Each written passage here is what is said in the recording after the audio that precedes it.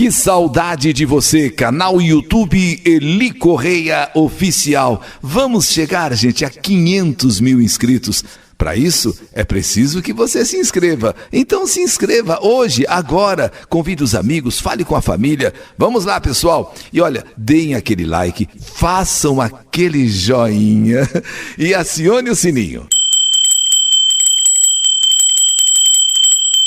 Sininho tocou, é mais uma carta de saudade no nosso canal YouTube Eli Correia Oficial. E não esqueça de baixar o aplicativo Eli Correia e acompanhar todas as tardes o nosso programa ao meio-dia. E um instante antes da carta da saudade que você tanto aguarda, que você tanto espera, quero pedir a você o seu apoio. Nessas eleições de 2020, eu sou candidato a vereador por São Paulo. Vamos lá, pessoal. Vamos lá, gente. O meu número é 25777. Conto com o apoio de todos vocês. Eli Correia, vereador de São Paulo. 25777. E no canal YouTube Eli Correia Oficial, A Borboleta Preta, o sinal da morte.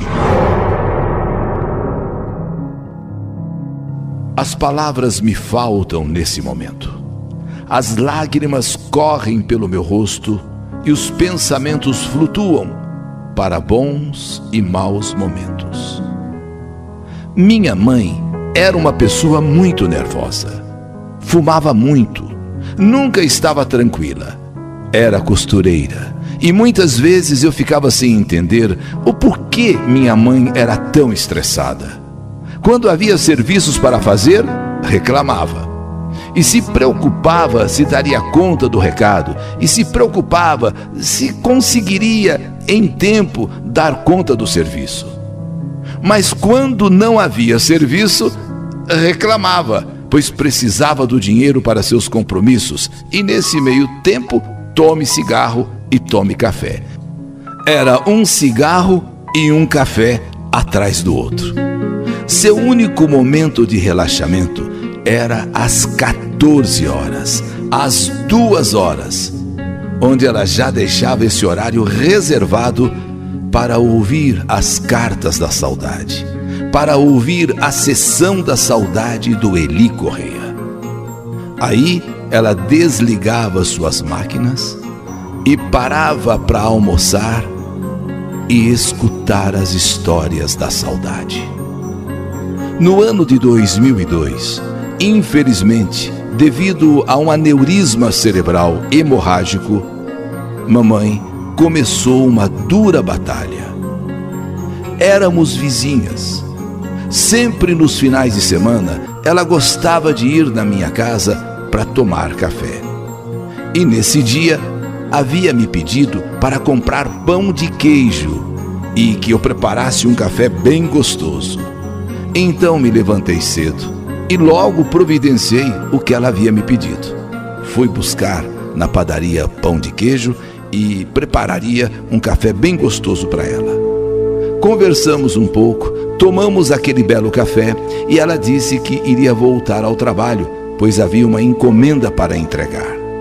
Me lembro até de ter dito a ela: mãe, a senhora precisa arrumar um tempo para descansar mais. E outra, precisa reduzir esse cigarro. A senhora precisa reduzir esse cigarro, pois vira e mexe, a senhora sempre se queixa de dores de cabeça. Mas não toma nenhuma atitude e nem ao médico vai. Ela sempre prometia que quando terminasse aquela remessa de serviço, ela sempre falava, quando terminasse aquela encomenda, ela iria marcar uma consulta. Mas a realidade é que ela não cuidou dessas dores de cabeça que sentia. Só tomava um analgésico por conta e pronto, retomava a rotina do trabalho. Porém, mal sabíamos que aquele sábado seria diferente. Foi o tempo de se levantar da mesa, virar as costas, e eu ouvi um grito assustador. Minha mãe, com a voz enrolada, dizia: Iora, Minha cabeça tá doendo muito forte. Yara, eu não tô enxergando nada. E logo percebi que o seu lado esquerdo do corpo estava mole.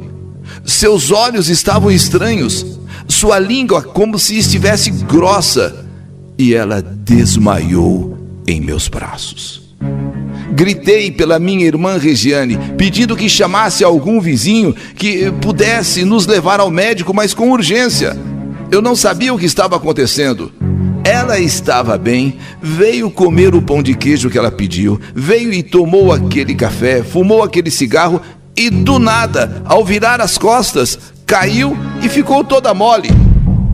Rapidamente, um vizinho veio ao nosso socorro e ajudou a subir as escadas com a minha mãe toda mole em seus braços, porque nós, minha irmã e eu, não aguentaríamos subir a escada com ela. Acompanhei minha mãe até o pronto-socorro mais próximo e ela começou a vomitar e parecia que a sua língua estava enrolando. Então eu coloquei os meus dedos em sua boca na tentativa desesperada de que sua língua não enrolasse e ela não se sufocasse com a própria língua ou com o próprio vômito.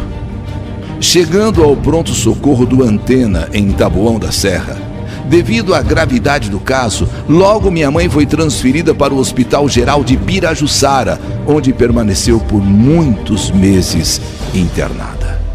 Foram várias cirurgias em sua cabeça. Parte do osso do crânio teve que ser removido e sua cabeça ficou assim, afundada. Depois, mais uma nova cirurgia para recolocar a parte do crânio removida. Porém, houve rejeição e com isso foi realizada mais uma nova cirurgia para que fosse colocada uma prótese com os moldes de sua cabeça e assim tentar deixá-la com uma aparência melhor. Minha mãe era uma mulher muito vaidosa e para que não ficasse passando a mão e vendo o estado de sua cabeça, colocávamos lenços bem bonitos para cobrir a região mais afetada. Foram momentos de muita tristeza. Acompanhar minha mãe durante esse período no hospital foi um golpe bem duro. Os medicamentos eram tão fortes que muitas vezes causavam alucinações. Às vezes ela trocava o nome dos filhos. Outras vezes ela dizia que saíam sapos e bichos das paredes. Realmente, um período muito difícil. Minha mãe, até antes desse problema, era uma pessoa alegre, gostava de reunir amigos e parentes em casa, gostava mesmo da casa cheia de gente. Porém, não posso dizer que ela foi uma pessoa feliz. Digo isso por conta da traição que sofreu do meu pai. Ela era muito apaixonada por ele e, mesmo sabendo de tudo, ainda o aceitava em casa quando dava para ele vir. Me lembro de tantas simpatias feitas por mamãe para que esse amor pudesse ser só dela. Até a mandinga da banana ela chegou a fazer. Mas creio que muitas coisas vão além da nossa vontade, além do nosso desejo. Gostaria de ter o entendimento que tenho hoje para que pudesse abrir os seus olhos para as coisas boas da vida e não deixá-la perder tanto tempo com algo que não era para ela. O meu pai realmente não era para ela. Infelizmente, depois de tantas coisas negativas, minha mãe se entregou para a tristeza e depressão. E apenas com 47 anos de idade, perdeu o gosto pela vida. Queria sempre ficar deitada e já não interagia com ninguém como antes. E no dia 29 de agosto de 2016, enviei para você, Eli Correia, uma carta contando da saudade que eu sentia de quando a minha mãe era alegre, de quando a minha mãe era feliz, na esperança de que após ela ouvir a carta, se animasse e levantasse daquela cama. A princípio, surtiu efeito. Porém, com poucas semanas, lá estava ela, triste novamente, deprimida outra vez. Com o passar do tempo, infelizmente tivemos que colocar minha mãe numa casa de repouso, pois não havia mais condições de deixá-la sozinha. Foi muito triste, mas conversamos com ela e explicamos que seria o melhor a se fazer, pois todos estávamos trabalhando e não teríamos como dar a atenção que ela precisava naquele momento. Então, uma casa de repouso seria a solução. Porém, mesmo na companhia de outras pessoas, lá na casa de repouso, nada animava a dona Ivanete. Minha mãe passou a usar fraldas, depois a andar de cadeira de rodas. E aí não saía mais da cama e nem queria mais comer. Acompanhei todas as etapas, onde, infelizmente, teve que ser colocada uma sonda nasogástrica para que pudesse receber alimentação e água, pois não havia condições de receber nem água via oral, porque ela poderia se engasgar, e muito menos alimento. Com isso, os problemas só foram se agravando. A sonda a deixava muito incomodada e ela sempre dava um jeito de tirar. Tinha que ficar, contida, e isso era muito triste. Com o tempo, as escaras vieram e seu estado de saúde ia de mal a pior. Foram feitas debridações. Debridações é a remoção daquela pele morta provocada pelas escaras, e eu estava lá como prometido na porta do centro cirúrgico, aguardando a sua saída. Ela não falava mais. Havia muita tristeza em seu olhar. Seu semblante triste, com ar de que estava com muita dor, sofrendo muito. Isso mexia muito comigo, pois me sentia inútil em não poder fazer nada para ajudá-la. Só o que eu podia fazer era rezar baixinho em seu ouvido, segurando a sua mão. Mas aconteceu um fato curioso numa noite. Sim, naquela noite, uma borboleta preta apareceu em minha casa. Ela ficou assim, voando pela sala, pela cozinha, e imediatamente lembrei-me do que dizia minha avó, mãe da minha mãe. Quando aparece uma borboleta preta em casa, significa que alguém muito próximo vai morrer, que alguém assim muito de perto vai partir. Eu entrei em pânico, eu fiquei apavorada. Naquele momento, eu liguei para minha irmã e falei da borboleta que havia aparecido. Regiane, olha, eu estou apavorada. Sabe uma borboleta preta? Ela andou aqui pela sala, pela cozinha. Lembra da avó? Lembra da avó quando dizia que quando aparece uma borboleta preta na casa, significa que alguém muito próximo vai partir, vai morrer? Regiane, eu acho que a mamãe vai morrer. Eu acho que a mamãe, ela vai partir, pois seu sofrimento é muito grande. Eu creio que não há mais nada o que fazer, e a borboleta, como dizia a vovó, é o sinal da morte. É o sinal da morte. Após esse episódio, aos 64 anos, de fato, minha mãe faleceu. Era 4 de outubro.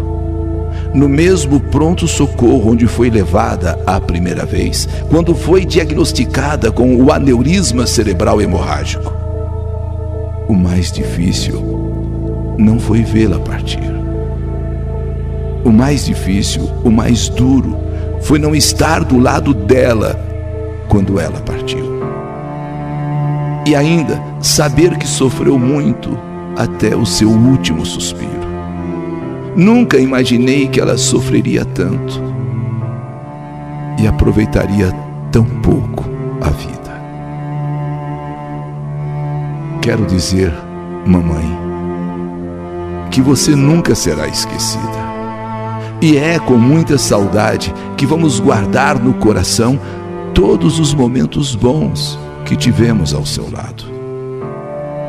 Tantas vezes eu disse: mamãe, vai ao médico. Mamãe, marca uma consulta para ver essa dor de cabeça. Quando eu acabar essa encomenda, eu vou marcar uma consulta. Quando eu terminar essas costuras, aí eu marco o médico. E você nunca marcou. Já era, com certeza, o princípio do aneurisma. Mamãe, os momentos bons que tivemos ao seu lado, nós vamos guardar no coração. E quero, aqui em nome dos seus netos, Bárbara, Aixa e Luiz Roberto, dos bisnetos, Lívia e João Guilherme, e das suas filhas, nós, Yara e Regiane. Sim, queremos mandar um beijo para você aí no céu. Quantas vezes, mamãe, eu falei para a senhora: para um pouco com esse cigarro, cigarro. Um momento muito marcante no velório de minha mãe foi quando estávamos apenas eu e a minha irmã Regiane aos prantos, ao lado do caixão. E colocamos aquela música do padre Marcelo Rossi, Basta Querer. Aquele momento marcou a nossa despedida da nossa mãe. Aquela música, todas as vezes que eu ouço, eu me lembro da despedida que eu e a minha irmã, só nós duas, naquele momento, só nós duas ali no velório, e tocamos assim, baixinho, a música do padre Marcelo, Basta Querer. Era a nossa despedida. Já que não tivemos oportunidade de estar ao lado dela, lá na casa de repouso, na qual nós a colocamos, neste momento era só eu e a minha irmã. E aquela música, e essa música, Basta Querer. Meu pensamento vive em você, a luz do meu viver. Basta entrar, Jesus. Nem precisa perguntar, Senhor. Eu sempre sigo. Já não há mais, talvez. Basta querer para te ver outra vez. Outra vez, Jesus. E ouvindo essa música do Padre Marcelo, eu e minha irmã chorávamos tanto, tanto, tanto. Mãezinha, mãezinha querida, mãezinha Ivanete. Neste momento, quero dizer da dor de perdê-la, da saudade de não tê-la mais conosco. Um beijo para você, mãezinha, aí no céu, e descanse em paz. Que saudade de você! Mais uma história que a vida escreveu. A borboleta preta, o sinal da morte. História do canal YouTube Eli Correia Oficial. E quero pedir a todos vocês, depois de mais uma carta de saudade, depois de uma emoção, de uma história que a vida escreveu, quero pedir a vocês, lembrem-se do Eli Correia, candidato a vereador. Eu peço humildemente o seu voto, o meu número 25777.